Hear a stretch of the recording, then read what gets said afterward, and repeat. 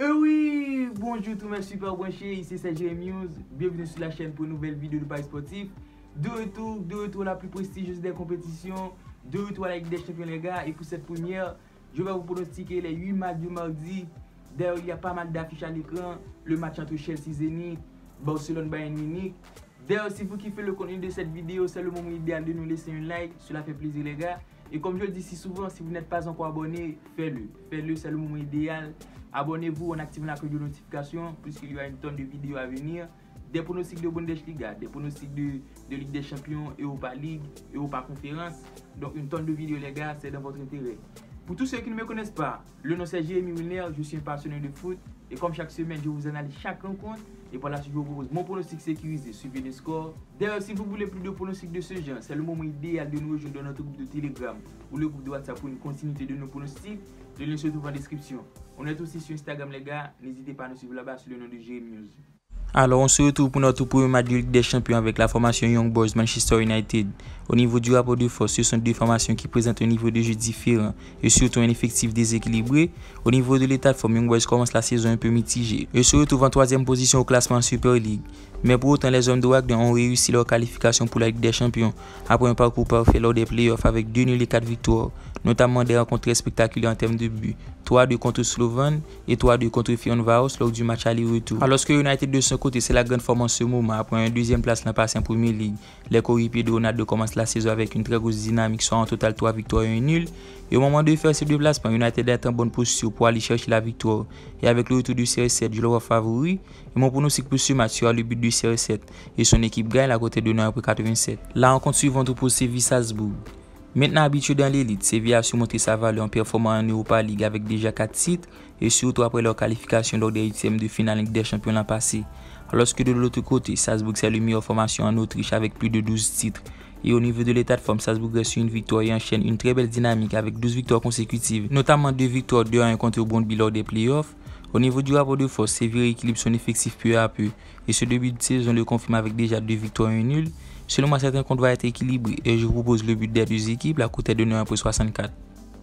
Dynamo Kiev Benfica.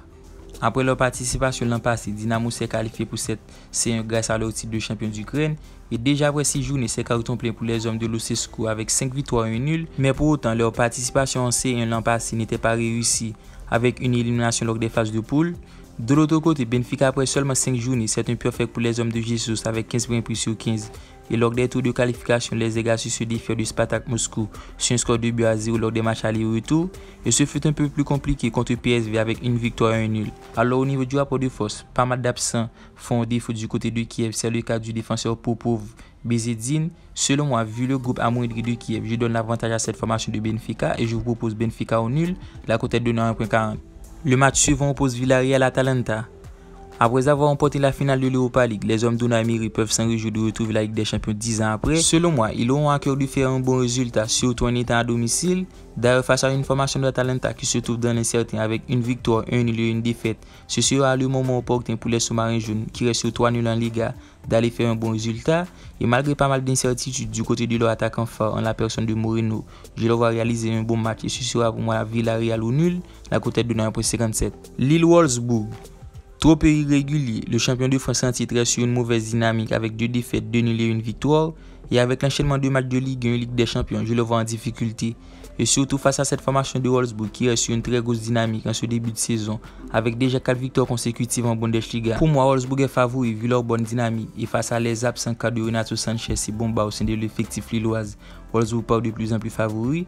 Mais on va sécuriser notre bête et je vous mets Wolfsburg au nul, la cote est de 1.56. Malmo Juventus. Alors pour moi dans ce match j'attends beaucoup de buts et sans grande difficulté je vous propose le but des deux équipes, la cote est de 1.80. Parce que tout simplement Juventus est en train de vivre une entame de saison compliquée avec déjà 2 défaites, 1 nul, une formation qui présente pas mal de faiblesses en défense avec déjà 5 buts encaissés. Et face à Malmo qui tout de même reste sur une dynamique mitigée en Suède, je le vois marquer dans ce match et qui de mieux que Juventus pour marquer un but, donc ce pronostic les deux équipes marquent me paraît safe les gars. L'avant-dernière rencontre pour Chelsea Zenit. Selon moi, c'est le match le plus déséquilibré de cette première journée de C1.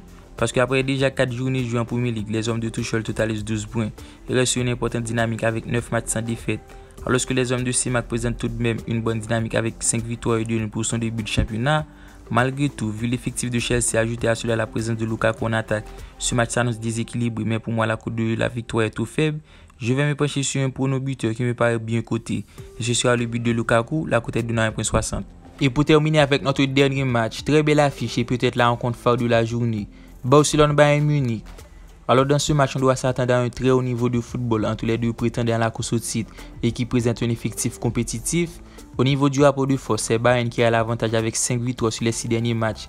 D'ailleurs, on se souvient le raclé qu'avait infligé Bayern au Barça sur un score 8-2. Du côté de Barça, au niveau de l'état de forme, les coéquipiers de Piqué restent sur 2 victoires et 1 nul.